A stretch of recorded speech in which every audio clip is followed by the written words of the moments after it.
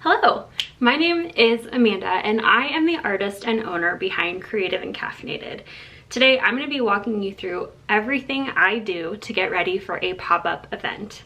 In this video, I'm going to be covering what a pop-up event is, how you find pop-up events in your local area, what you need at your first pop-up event, what survival tips I have for you on event day, and how to stand out at your pop-up event. I'm also going to be providing you a loose timeline from exploring local events to actual event day to give you a sense of how you can prepare for an upcoming event if you're planning to do one anytime soon. I hope this video can serve as a valuable resource for you and definitely something you can come back to if you're needing these resources again in the future. I also have a whole blog post dedicated to my pop-up survival guide, which has a free downloadable PDF and checklist. So I will leave that linked in the description bar down below.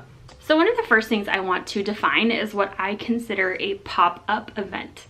A pop-up in my mind is any 1 or 2 day event where vendors and artists are temporarily setting up in an existing space to sell their products.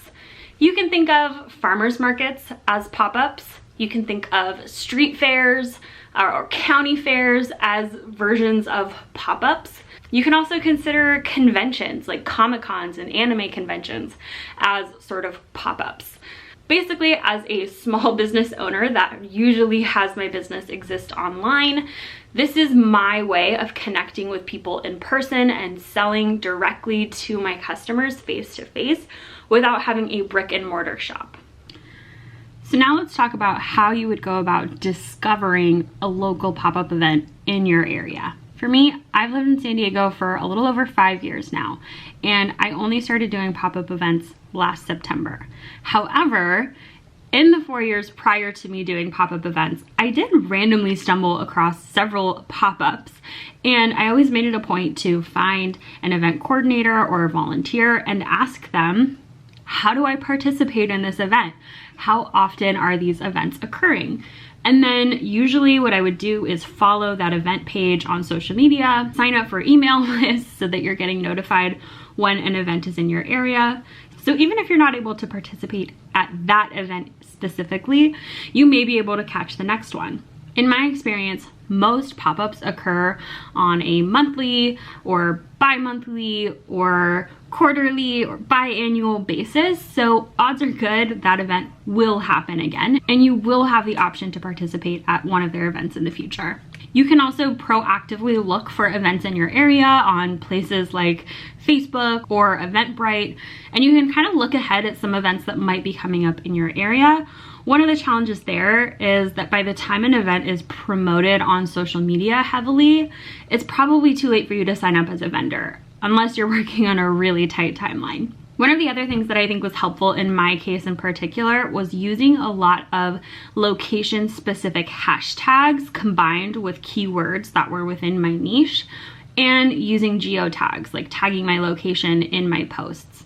I think this was helpful because events that were searching for vendors would stumble across my page and reach out to me directly and ask me if I wanted to be a vendor. So that's kind of how I got into doing the pop-up events that I've done thus far. And the cool thing is, the more you do pop-up events, the more you learn about other pop-up events. Artists at pop-up events always talk and keep everyone in the loop about what events they're doing, so take notes.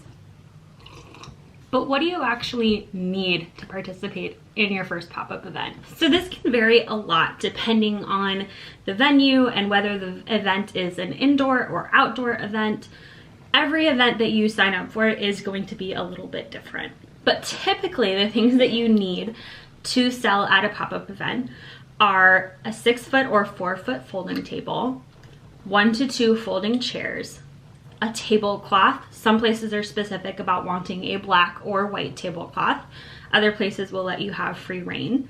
You will want some sort of display stand for your products, probably some sort of banner or signage, business cards, and for an outdoor event, you may need a canopy, a large outdoor umbrella, or lights. And in addition to everything that you need to have your booth set up, you will also need a way of accepting payment, but more on that in a minute. I I would highly encourage you to reach out to your event coordinators and ask them what things might be included in the event. The first few pop-ups that I vended at, I was not required to bring my own table or my own chairs or my own tablecloth. That made it really accessible for me and low cost when I was just starting out with pop-up events. There was even times when I asked an event coordinator if I could borrow a table from them because I wasn't quite ready to invest in my own. If the pop-up event that you're working at does not include things like tables and chairs, ask around. Maybe friends and family members have some that you could borrow. Especially when it comes to larger items like canopies, those are usually the types of things that will get passed around. Whenever somebody needs one, you always go to that one friend or relative that has it and you ask to borrow it. And the last thing that you'll need to sell at your pop-up event is a seller's permit and a temporary seller's permit for the location that you're vending at. I am in California, so the website that I used to register for my seller's permit and to register a temporary location every time I do a pop-up is the cdtfa.gov website. I don't want to dwell too much on this because again, I'm not like a legal professional, and honestly, this is part of the job that still is very confusing to me. I'm putting it in here because not a lot of vendors at pop-up events will talk about having a seller's permit. I've never been asked if I have a seller's permit, but I always print it just in case. Now, back on the topic of payment methods, I wanted to talk about the payment method that I use. I have a Square Reader. I've had this for literally years, and this version allows me to take cards that have the chip reader on them. It also allows me to take contactless payments, so the tapping methods. I can do Apple Pay with this. So this really has been probably the payment method I rely on most across all my pop-up events. And I highly recommend, if you are doing pop-up events now, have a method of payment alternative to cash, because a lot of people don't carry cash anymore and you'll be missing out on a lot of sales if you're a cash only business. So I highly recommend the Square Reader. It's a little tricky when it comes to inventory because it doesn't necessarily communicate with the inventory on my website, which is a whole other thing. I can get into that probably in a separate video entirely. But other payment methods that I have in addition to the Square Reader is Venmo, and then I do also accept cash payments. I have noticed that each pop-up event that I do is a little bit different. Some pop-ups, everybody wants to use Venmo. Some pop-ups, everybody wants to use cash. Sometimes it's a mixed bag, but I do also have this locking cash box. I got this on Amazon. I'll link it down below. And this is just a way that I can feel a little bit secure about having cash at my pop-up booth. This also stores a lot of odds and ends for me. So in addition to having small bills in here or float cash to make change, this is also where I have scissors, tape, backup chargers, rubber bands, safety pins, all sorts of things in here. And this is also where I keep my business cards and freebie stickers. If you're going to be accepting cash at your table, I would recommend your pricing structure not have any cents in your items, just because having to make change in quarters and nickels and dimes is a lot more complicated than just having solid round numbers.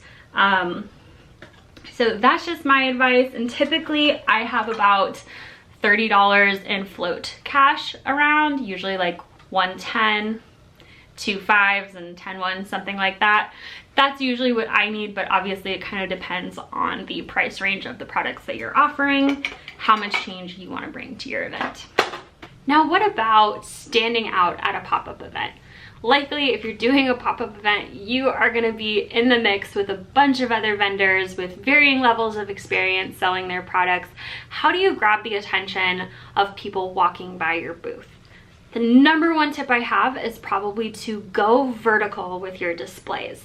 Recently, I had my very kind, amazing boyfriend build me this standing pegboard display, which holds all my stickers, and I painted it to match my brand colors, and it's one of the most eye-catching things.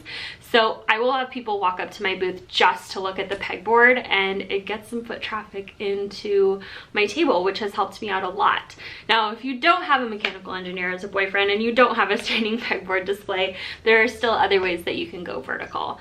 I started out by just having small display stands like this where I could put products or signs on here, and it just kind of added a pop of color and some visual interest to my table.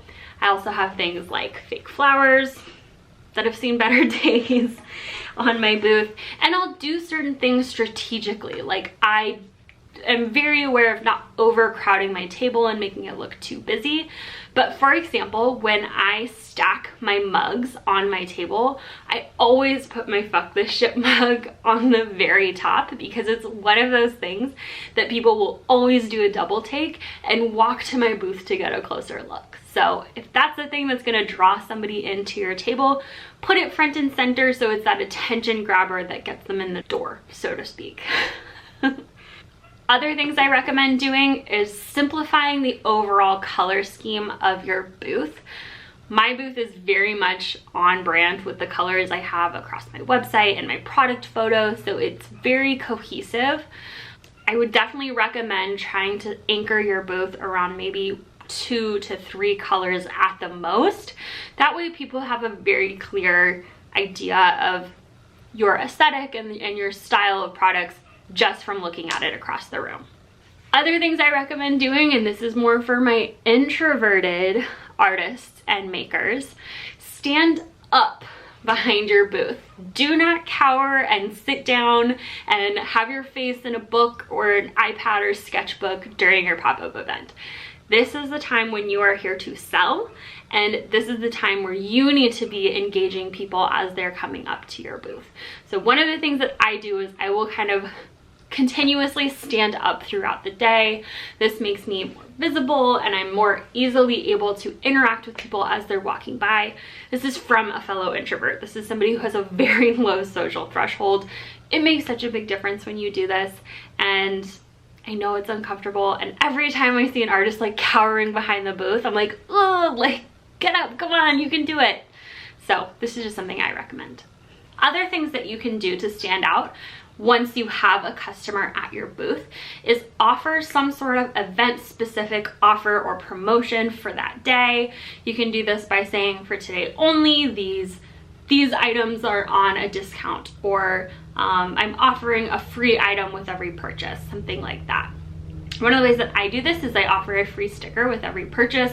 They are not the same caliber and quality as my waterproof stickers, but people love a freebie and they're always really appreciative. And it's also just another way of me building that connection with that customer. Other things I've done in the past is like have a little free candy bowl at my table. It's a little weird doing that in COVID times, so I kind of stopped doing that just because it wasn't really getting a lot of attention anyway. But one thing that does grab people's attention at my booth is my hand sanitizer bottle. Very COVID friendly and also just pop-up convention friendly in general, but I decorated mine specifically to match the vibe of my table. I just did this with self-adhesive vinyl. Did not take me long to do, and it's very cute. People love it, and even if they just walk up to my booth to use my hand sanitizer, it's just a way of getting some foot traffic in. So definitely get creative about the things that you can offer to people who come by your booth that isn't necessarily your products. Things like business cards, candy, free stickers, flyers, or hand sanitizer. Okay, now I want to go over some survival things that you need to make sure you have on pop-up day. All of my survival things fit in this little backpack, also very on brand. Things you want to make sure that you have: water, lots and lots of water. I bring my 40-ounce Hydro Flask, and it's twofold because it's covered in stickers, many of which I made and designed myself, so it's a great way to kind of advertise my products and show them in use. But also, you need to make sure you're drinking water. Similar to that, make sure you're packing snacks, even if it's just like chips, crackers, trail mix. Have something that's accessible to you if you do start getting hungry throughout the day. This is especially important if you are doing an event solo, but also even if you have someone helping you out at your booth, bring snacks for you and them as well. I also highly recommend having chargers, charging cords, and backup batteries with you. I have 2, and I always make sure to charge these devices before my pop-up event, so that's actually what I'm going to do right now. And I also charge my card reader before an event too. Super, super important, so let me go do that before I forget. Other necessities that I keep in here, especially for my outdoor events, a fan. Doing my booth setup gets me very sweaty, and I don't like having a sweaty face, especially when I put all this effort into like doing my makeup and making it look nice. So I always bring a fan, and this is something that I've even like let other vendors borrow if I see them sweaty and overheating. Again, I live in Southern California, sunny San Diego, and I've done a lot of outdoor events this year. This has been the most important thing that I bring with me. Similar to that, sunscreen and reapplying sunscreen throughout the day. Then there's just like other stuff in here that I haven't cleaned out. Masks, napkins, sunglasses, band-aids, just things that like I pack in there but are not as essential. And then the last thing that I have on here, this isn't really a thing that you pack, but it's a person. If you can have help at your pop-up event, it makes your life so much easier. It's someone who can watch over your booth when you need to run to the bathroom, when you need to run and grab food. It's somebody who can keep an eye on the cash box when you're helping a customer. It's somebody that can help pack the items for you when you're interacting with that customer. It just makes your life so much easier. I have a very amazing boyfriend who loves doing pop-up events with me. I adore that about him. If you can do this, it's great. I do feel perfectly capable of doing events by myself, especially indoor events. The setup is less intensive, but honestly, if you can get help, even if they don't stay the whole event, just help with setup and takedown makes a world of a difference. And this is where I would even recommend telling your friends and family that you're doing a pop-up event, just so they can strategically come throughout the day, and you can use that as an excuse to say, stay right where you are, I'm gonna run to the bathroom. But also this can come down to even just making friends when you're at a pop-up event and getting to know the vendors on either side of you. Usually there's like this unspoken rule of you watch after their booth when they have to step away, and they watch after yours when you have to step away. But it always helps to be a little friendly and neighborly with your booth neighbor. So those are my survival recommendations.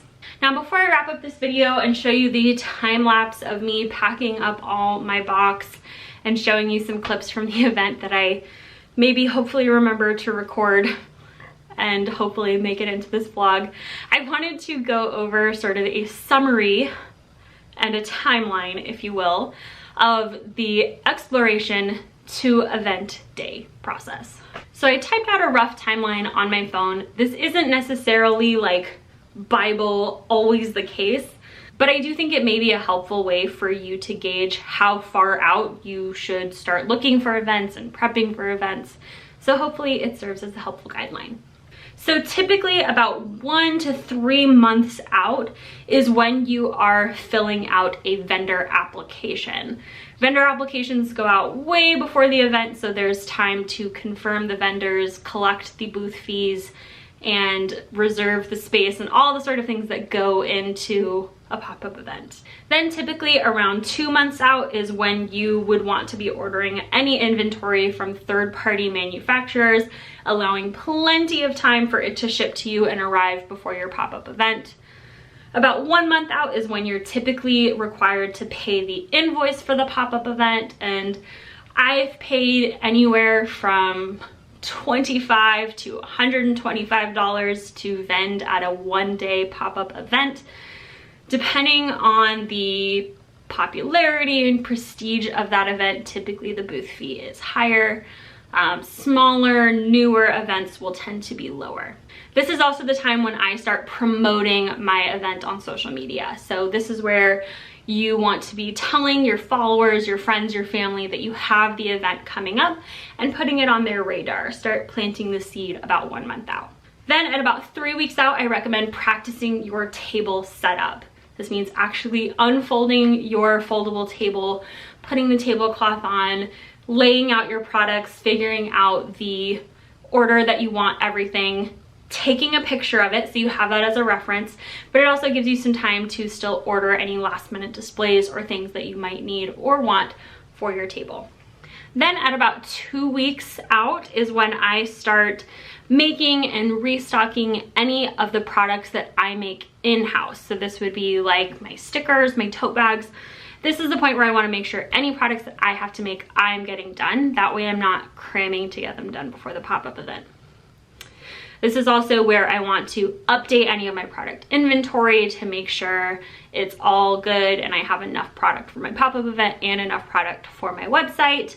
And this is also typically when you're receiving the email with your booth assignment and your loading and unloading instructions. So I always save that email so that it's really accessible for me to go back and find later on. Then at about 1 week out, this is where I really increase my social media posting and probably posting about the pop-up daily or almost daily at that point. I'm hopping on stories, making reels. This is where you're reaching out to friends and family, letting them know about the event and enlisting help. This is the time that you want to do that. Give them enough notice. 3 days out from the event is when I'm usually printing my seller's permit and I'm promoting any event specific offer that I'm providing, like a product that's available for the first time or a deal that I'm offering for that pop-up event. 2 days out is when I'm packing up all my products and displays and practicing my product spiels. What this looks like is I will stand at my table and say, hi, I'm Amanda. I'm a therapist and an artist, and I make all these stickers that are centered around mental health. The stickers are waterproof. They're perfect for your laptop, your water bottle, things like that. What makes your product unique and why should they care that you're selling it? So the product spiels are important because you kind of want to have them down so you're not stumbling over your words when somebody comes up to your booth. 1 day out from the event is when you want to be charging all your devices, making sure they're good to go, packing up your water, your snacks, looking up the event venue on GPS, figuring out when you need to leave to get there on time, and confirming the loading and unloading instructions and where you need to park. Then day of, I would recommend allowing yourself at least 1 to 2 hours to set up your whole booth. Typically my booth setup takes less than an hour. If I'm doing it with my boyfriend, it takes closer to an hour and a half if I'm setting it up myself. But I always recommend getting there early because in that downtime before the event starts is when I'm able to kind of mingle and network with the fellow artists and vendors that are there. It's when I follow all the other artists and vendors on their social media so that I can connect with them after or for future events. This is also when I just like to really be present in the moment and I don't like to focus too much on my phone or doing any other sort of business stuff. I really like to just be at the event and be in that headspace. This is also the time when I remind myself that the pop-up event isn't all about sales and profit. It's great if I make the booth feedback. It's great if I make a profit on top of that, but really it's about networking and getting visibility on my products. This is also one of the places that I find is most valuable for me to test and gauge reactions to a new product. So typically for me, I release new products at pop-up events first and then on my website later on. And it's important on event day, do not be pressured into using hard sell tactics or greasy car salesman tactics. Most people who walk by your booth are not going to buy anything, and that's okay. It's important just to have an easygoing demeanor, and if somebody is coming up to your booth, don't rush too quickly into trying to make a sale. Start out a little warm and slow, and if they do want to buy something, great. And if they don't, that's fine too. And just as kind of a little extra addition to this timeline, the day after the event, I really like to focus more on resting and recuperating. Again, I'm an introvert, so I am typically very exhausted after pop-up events. But some things that I do like to get out of the way the week or days following the event are checking my inventory and writing down any products that I may need to restock before my next event, washing my tablecloth, and reordering any other materials that I might need, like more business cards, more boxes, things like that, just so that I'm prepared before going into the next event while all that information is still fresh in my brain.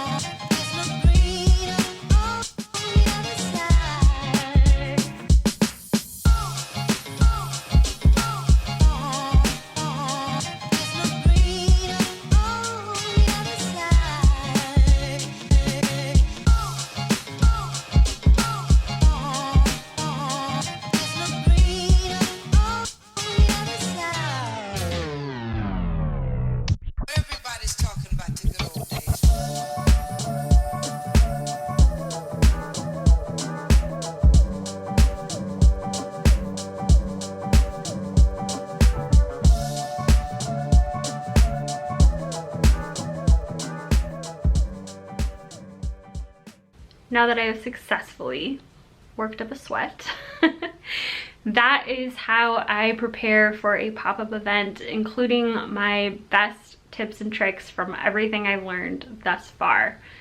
If you have questions about pop-up events, leave them in the comments down below and I will continue to answer them, and I'll continue to update you as I learn more. As you can see, it is not always glamorous, but it is really fun. I really do enjoy pop-up events, and I hope you enjoyed this video. If you found it helpful, it helps me out a lot for you to give me a thumbs up and subscribe if you like seeing behind the scenes small business content like this. I also do weekly vlogs where I show you the behind the scenes of running my small business. So yeah, and also don't forget about the corresponding blog post where I talk all about pop-up survival guide stuff, just like I mentioned in this video. But if you don't want to go back and rewatch this video in the future, having that free downloadable PDF will certainly come in handy. So again, that is linked down below. All right, I will catch you guys in the next video. Bye.